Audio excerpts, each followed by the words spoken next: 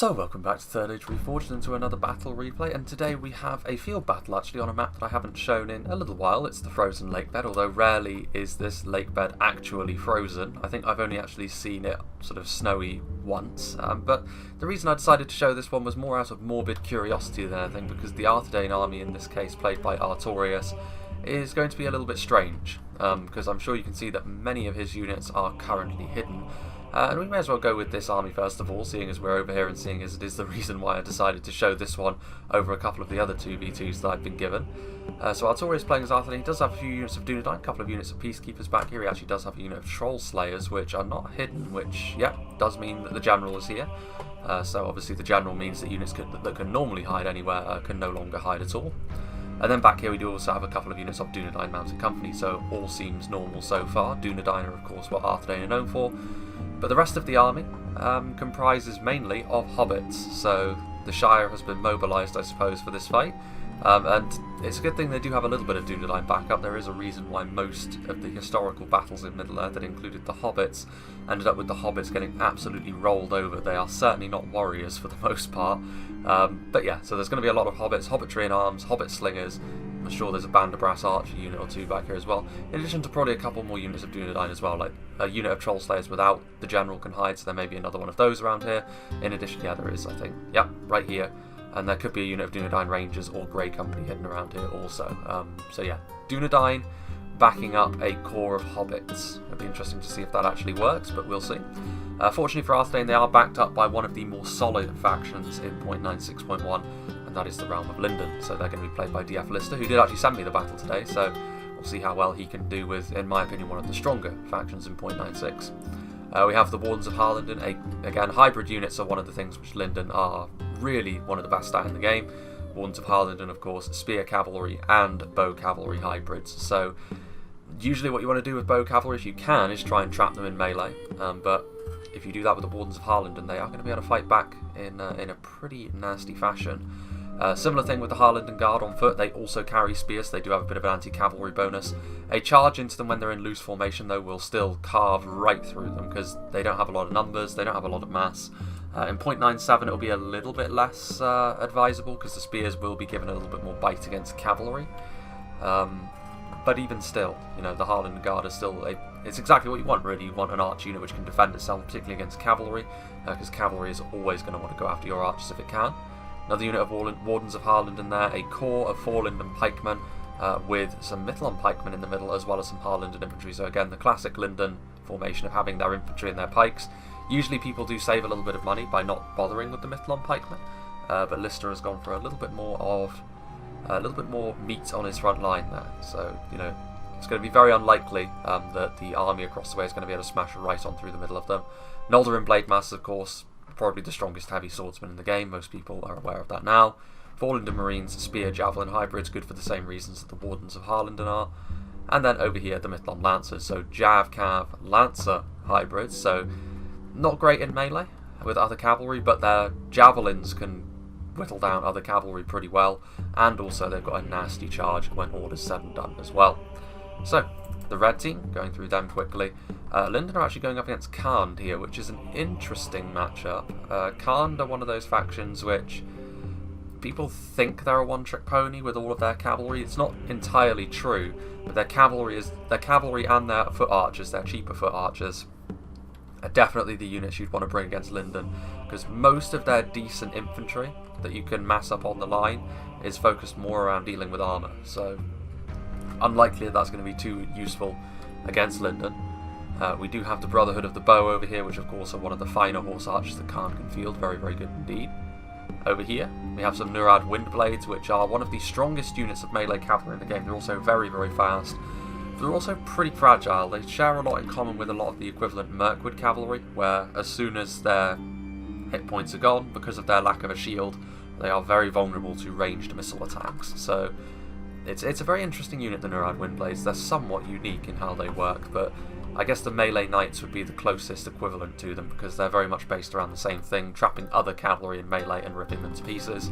And then the Variag Cataphracts, of course, the standard knights that Khand have available to them.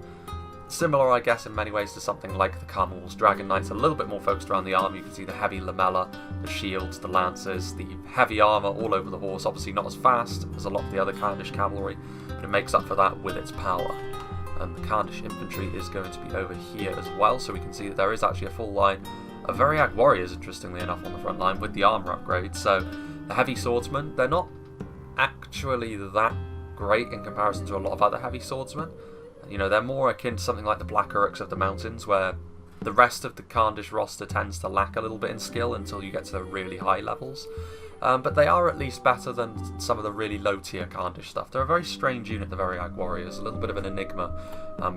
Arguably one of the weaker heavy swordsmen in the game. But they are also cheap, and they do offer a decent amount of damage for what they cost. And against the elves, it's probably the best infantry unit that Khan could field against Lindon, just because a lot of their armour-piercing units are not going to be useful. This is a unit that will at least be able to stand up and do some kind of damage, even if they'd still lose. And just in behind them, some nomadic infantry, a decent hybrid unit as well, actually, from Khan. They pull out their shields and swords when they're in melee. Decent in melee, but of course the main draw is the fact that they have some ammunition before they have to be committed to melee. We do have a lot of the Nurad units as well, which is not terribly surprising because the Nurad units tend to make up the core of any Khandish infantry force that they deign to bring. But again, the Nurad footmen are very much focused around their armour piercing. It's a similar story here really as it is with the Flag Rim, only the Nurad footmen have, I think, lower melee stats than the Flag Rim, but they do have a bigger shield and are slightly cheaper. But very, very similar overall in terms of what kind of unit they are and what sort of units they will be effective against. Also some Nurad halberds, obviously halberds like this, I think that's called a G actually, having played a bit of Three Kingdoms lately. But yeah, the Nurad halberds, obviously most halberds like this are fairly basic in what they'll offer you. Armour piercing damage once again, the phalanx is also useful, but again, it's not going to be terribly useful against Lindon, so Khan. Unfortunate really to be on Lindon's side of things, but I think Khan are more eager to set up a defensive position here with their allies Dol Amroth. Also got some Brotherhood of the Sword and some Nurad Warchief Retainers over here, so some higher tier units, the Warchief Retainers in particular, very, very difficult to break down from the front. Then, a faction which is going to get a series of buffs in 0.97, make them a little bit more competitive, is going to be Dol Amroth, Lord Walecombe. But yeah, Dol Amroth is still playable in 0.96, but they definitely have a few gaps where maybe they shouldn't. Tirathea marksmen here on the front line, for example, are not exactly fantastic in 0.96.1 because archers like this just tend to be inefficient. That will change in 0.97, I'm glad to say. But still, I mean, it will still offer them a decent ranged presence against Arthedain, and with the mostly Hobbit meme army that they're coming up against, maybe Dol Amroth will be just fine. A couple of units of Athlon halberdiers, again, armour piercing, usually quite useful against Arthedain, but with all the Hobbits and Dunedain, less so. Back here, some upgraded Athlon man-at-arms as well. Should be just fine against the Hobbits, although against the Dunedain they will struggle. And then a whole bunch of Dol Amroth cavalry, but they're really, well, I say that's a couple more units of Athlon man-at-arms over here, which are going to sort of wheel over and try and help out Khan. But over here, the Dol Amroth cavalry really does threaten to roll over the Hobbit army if they're not careful. Swan Knights, a little bit more focused around being melee cavalry, but still very, very strong. In addition to, of course, the Haven Knights, which is where Imrahil is, very comfortable in his Haven Knight unit, obviously very, very powerful melee cavalry. Over here, a couple of units of Knights of the Silver Swan. A lot of people a little bit underwhelmed by Knights of the Silver Swan, and I can see why. I mean, they look fantastic, but they don't really live up to what they look like in 0.96. They cost an awful lot, and they don't really offer too much more that a unit of basic Lancers don't. For example, Tarnostian Lancers, much cheaper. Obviously, technically speaking, their stats are lower, but they will still get the job done off of a good charge.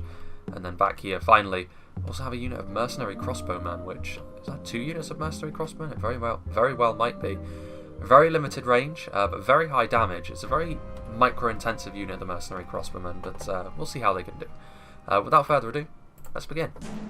So I'm interested to see how this Hobbit army performs, because it is a very defensive stance that both Khan and Dol Amroth have taken up, and I don't really blame them. Attacking into, particularly Lindon, is a pretty chastening experience, because their archers, while they have low armour, are still very damaging as elven archers, very accurate as well.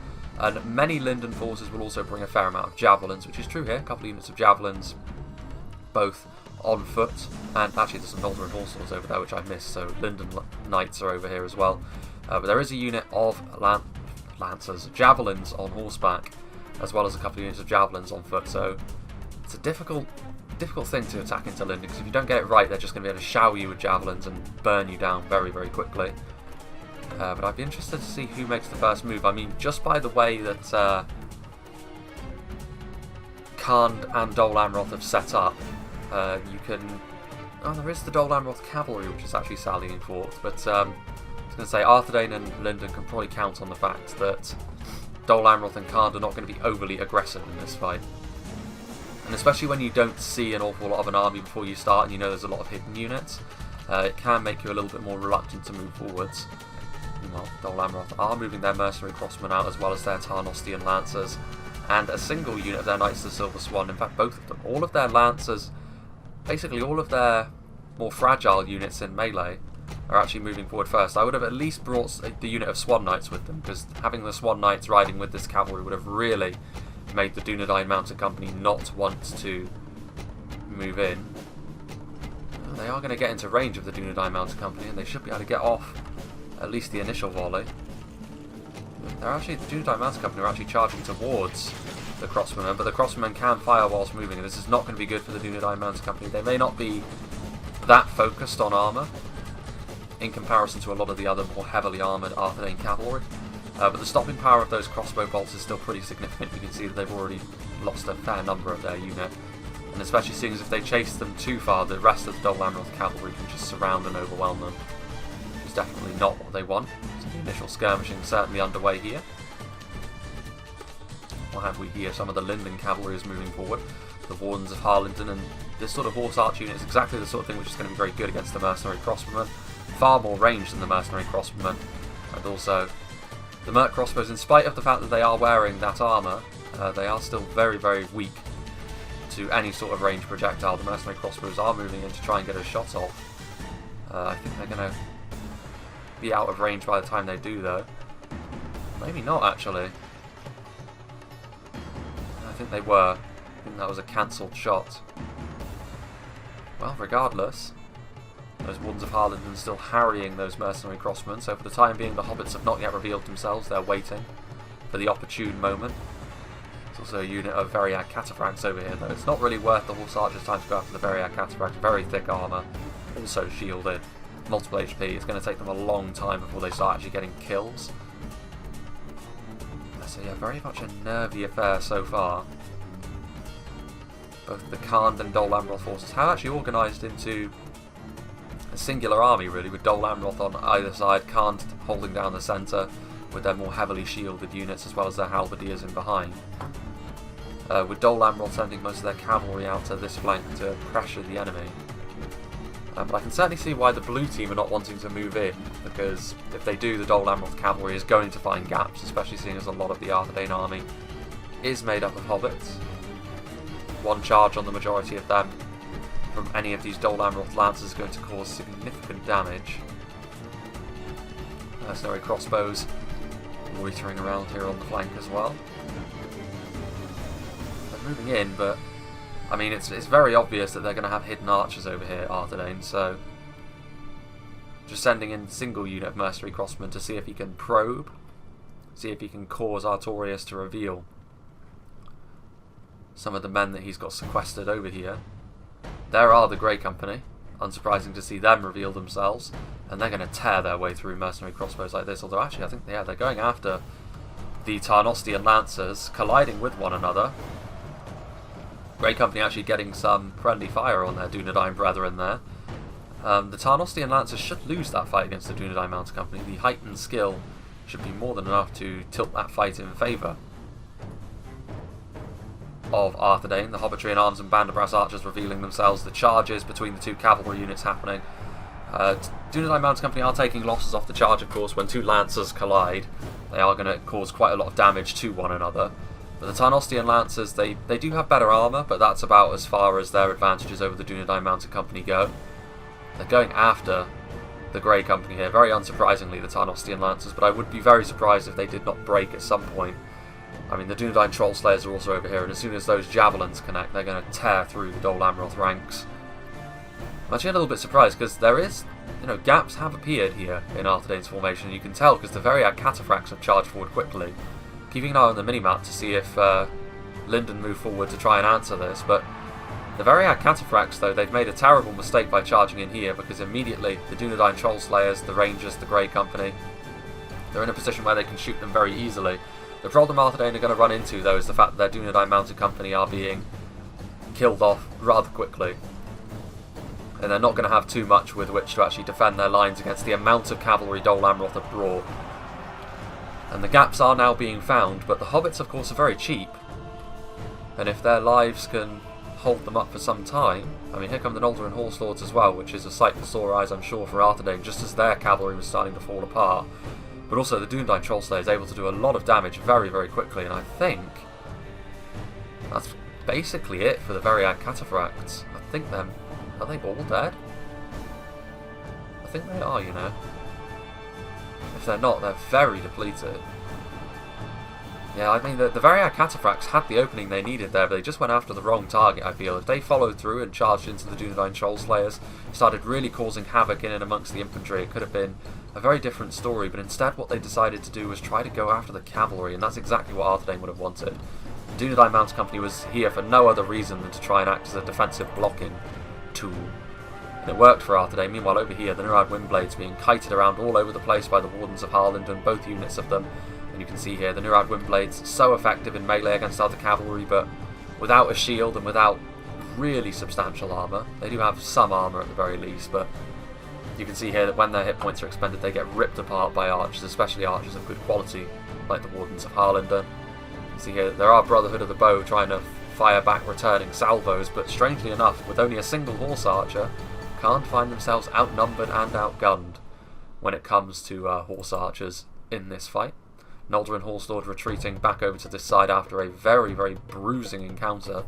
For both sides, it has to be said, but I do feel as though Arthedain had the better of that engagement, because a lot of very high-value cavalry fell over here. You can see there's a lot of corpses from the Knights of the Silver Swan. The Variag Cataphracts are a big loss as well. It means the Noldorin Horse Lords are basically without match on the field now, on horseback. Although I say that, the Haven Knights are still here, aren't they? But the Noldorin Horse Lords combine their abilities in melee with the ability to charge into infantry very, very effectively. Haven Knights are a little bit more focused around dealing with other cavalry. But yeah, Dol Amroth looking like they're going to probe in once again. Actually, I'll just have a look over here, because the red triangle that denoted the Nurad Windblades just disappeared. So utterly destroyed by the Lindon forces there. So far I'd say the blue team are having the best of this. But there will come a time when they need to engage with all that infantry, and unfortunately for them, the Hobbits in that situation, they cease just being something to get in the way of Dol Amroth's cavalry charges, and they need to actually do something of note. They do have some Dunedain here though. I mean, here are the Band of Brass archers. Well, they are defended by Hobbitry in arms, and there is the Dol Amroth cavalry forces. They are going to charge in, but point-blank shots from the Hobbit archers. The Dunedain Peacekeepers are spears. You can see that off a charge, though, from a unit of decent lancers, spears will still take huge damage, and already the Peacekeepers were shaken there. Nearly half their unit killed by that single charge, and the Peacekeepers are fairly expensive. Knights of the Silver Swan did not get away with that for free, though, and actually you can see there from the side the Grey Company starting to fire, the Dunedain Rangers starting to fire. It's a pretty chastening experience for the Dol Amroth cavalry once again. I mean, they're getting damage done, the Dol Amroth cavalrymen, but they're not getting really decisive blows against Arthedain. You can see here they're charging into the Hobbitry in arms, but once again it was a trap, because both units of Dunedain Trollslayers as well as the Band of Brass archers causing the Tarnostian Lancers to rout. Brutally done. I mean, it has to be said that most of the Hobbits here are just acting as fodder for the Dunedain to actually do most of the damage, but still, whatever works. Got over here, well, actually no, the Hobbits are broken. I thought they were actually chasing those Knights of Silver Swan. It certainly looks like it, but they're actually just breaking. Finally realising that taking a charge from heavy cavalry is maybe not a particularly pleasant experience. Those Dunedain Peacekeepers took a lot of damage as well, but Dunedain made of sterner stuff than Hobbits, willing to stand their ground. And now with a very limited cavalry threat over on this side from Khand, Lindon are going to send over their Wardens of Harlindon to help out the Hobbit army, as well as their Noldorin Horse Lords. So the rest of the Dol Amroth cavalry actually now leaving, But it is now looking like the red team are going to mobilise, sensing perhaps they have a bit of an opportunity to divide and conquer. With the Arthedain forces preoccupied with the Dol Amroth cavalry over there, and seeing as it's mostly hobbits, they're going to try and combine their forces here, it seems. Well, actually, Khand are the only ones that are moving forward, so they are going to charge right on in and try and deal with Lindon quickly. It's going to be difficult, I think, for Khand to do this because of their armour-piercing focus. The Grey Company taking a salvo from the nomadic infantry. They're not going to want to stick around here for too much longer, I don't think. Oh, excuse me. Nurad halberds charging across the field as well. They're going to need a little bit more than just these AP units. I mean, the Variag warriors are heading up around the flank. Bit of support from those Athalon men-at-arms would not go amiss. Where'd those elite Khandish units go? There's the War Chief retinue, and then the Brotherhood of the Sword are way back there. Yeah, Dol Amroth are heading over here now. Here come the Noldor and Horse Lords, though. The cavalry is nearby. The Grey Company is also there. They could charge in here, but there is halberds close by. Still going to do it, though. Perhaps a risky move. Oh, there's another volley there from the Grey Company just in the background, but a nice charge from the Noldor and Horse Lords. Getting a decent amount of damage done there to the Nurad footmen, and as Khand move forward, this was always going to be a problem. You need to have some sort of anti-cavalry unit on your flank to make that a little bit more difficult. Forward come Dol Amroth as well. We have the melee engagement as well, but this is something which I would certainly put into Lindon's favour. I mean, Khand do have the superior numbers on the front line, although not in the middle, it must be said. Actually, I don't know, I think Lindon, with how stretched out the Khandish forces are, they're sort of arriving in waves. That will definitely suit Lindon. The 4 Lindon Marines are out here on the flank, although they're going to get chased down by the Athalon men-at-arms pretty quickly.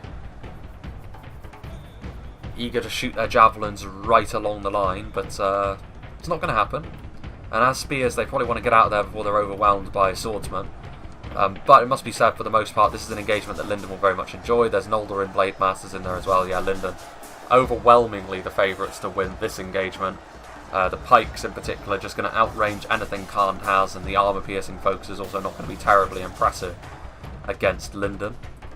Well, the Lindon cavalry retreating as the Arthedain forces also head over the hill. The hobbits are on the way. Forward comes another sally forth from the Dol Amroth cavalry, but once again the Noldor and Horse Lords are going to charge in.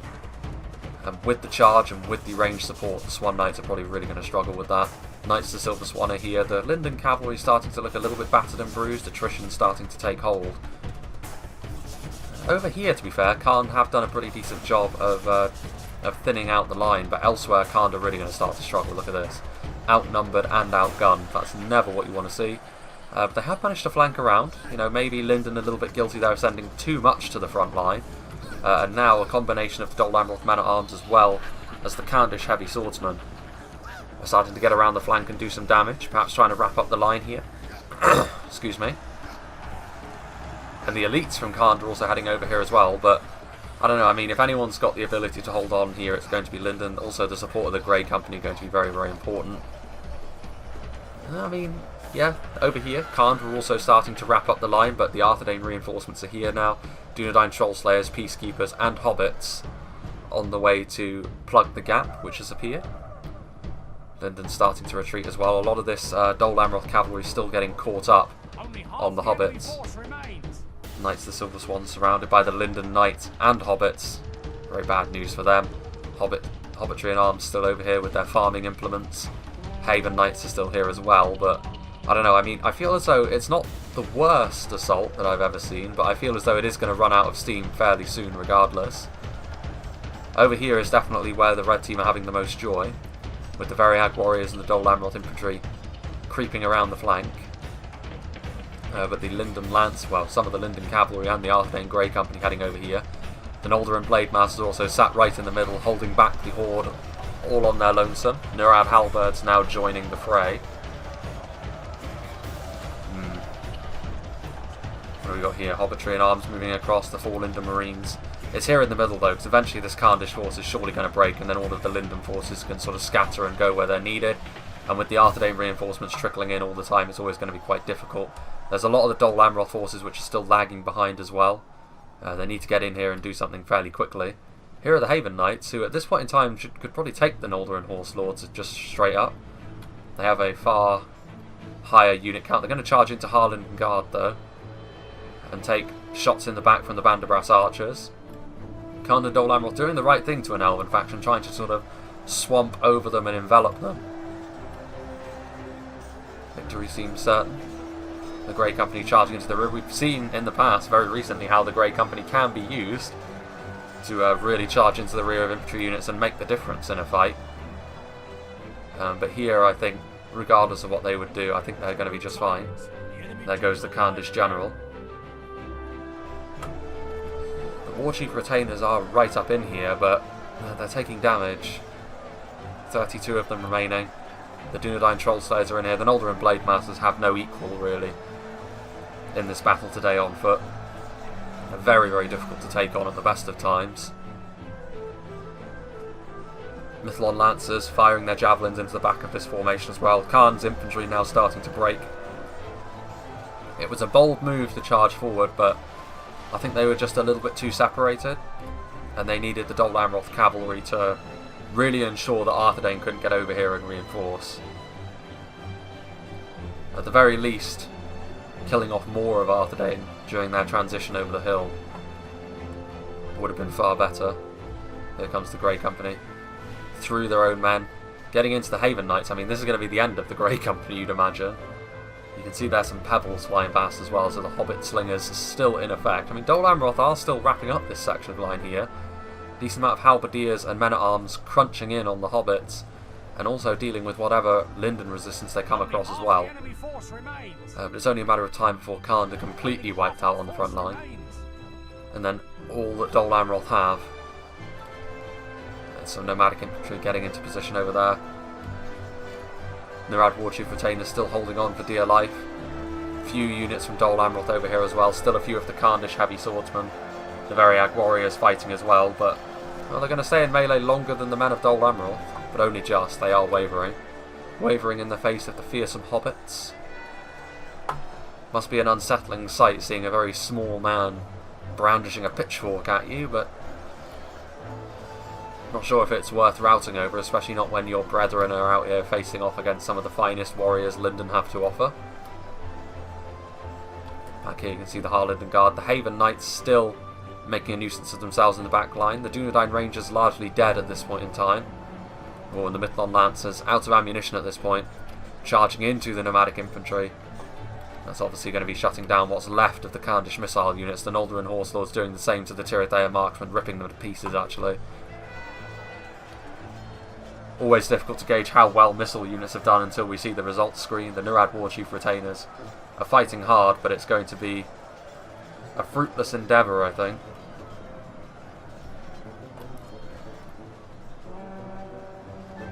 Fallen debris. I mean, there's still a decent chunk of Dol Amroth infantry over here, but it's all basic stuff. The Haven Knights are really the only elite thing they have left. And they could try and charge through and do as much damage as they can, but unfortunately for them, Lindon still have enough pikemen left that the Haven Knights are not going to be able to peel this back for Dol Amroth, I don't think, but they will be able to make it quite close. I mean, wise use of the Knights will at least make the percentage look a little bit kinder, which, to be fair, is already fairly close. In come the Lindon Spears, however, followed up by the Hobbitry in arms. And here come the Noldoran Horse Lords after finishing off the Dol Amroth Archers. They and the Mithlon Lancers are now really getting to work on the Khandish Archers. They're using their fire arrows, trying to break the enemy, but that's not going to work.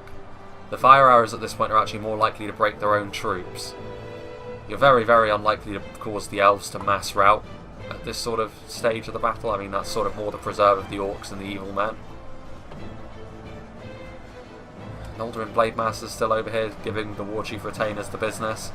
The Haven Knights at this point are being overwhelmed by a combination of the Horse Lords and the humble hobbits.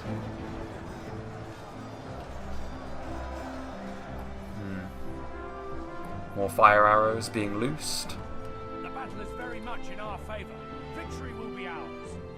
Yeah, I think that we can safely say that at this point, because really all that's left is a lot of this infantry over here from Dol Amroth, which is holding the line resolutely, but it's certainly not going to be enough in the long run.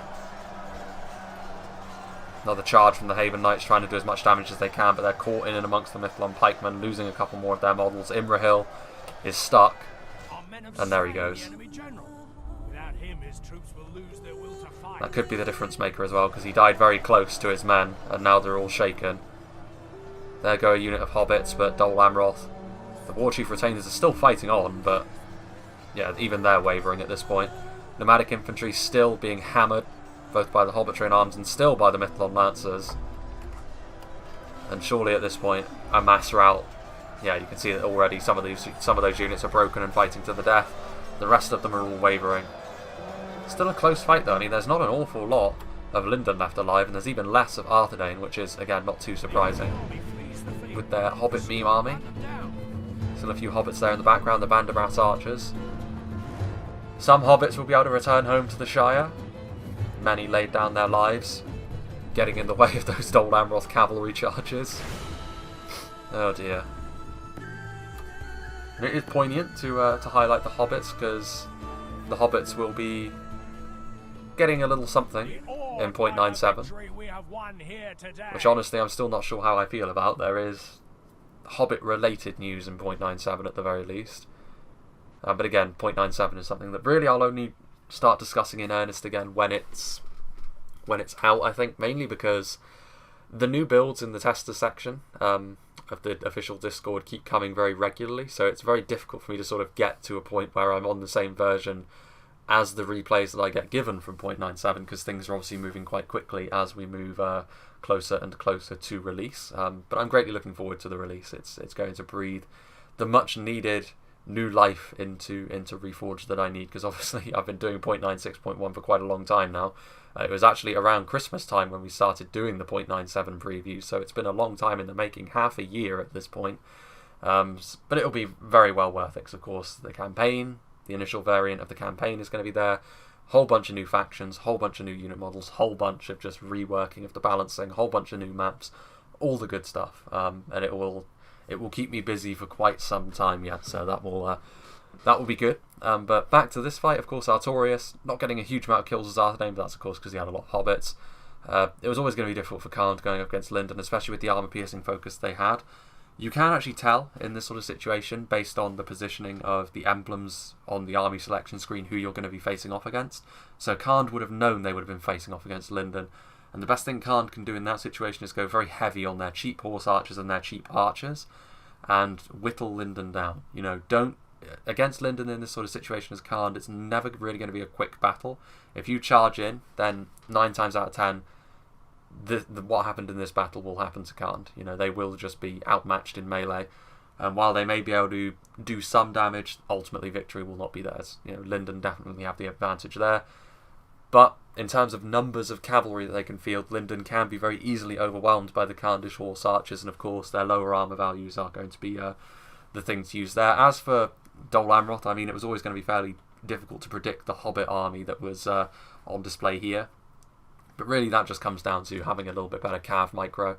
If the cavalry for Dol Amroth had been used and not killed off quite so easily, the Varia Cataphracts certainly move in, sort of come into that category as well, then Arthedain probably would have been in some significant trouble, because the hobbits, you saw how quickly they die underneath a coordinated cav charge here. In parts we saw it from Dol Amroth, but unfortunately the support that Arthedain had in place meant they could do enough damage to the cavalry that Dol Amroth couldn't really take advantage of that. Anyway, Lindon, what was the MVPs here? Noldorin Horse Lords, Noldorin Blade Masters getting over 300 kills each, nearly 400 for the Knights actually. That's very impressive as they ran around the back line. Obviously a lot of kills all round really against the numerically superior Khandish force.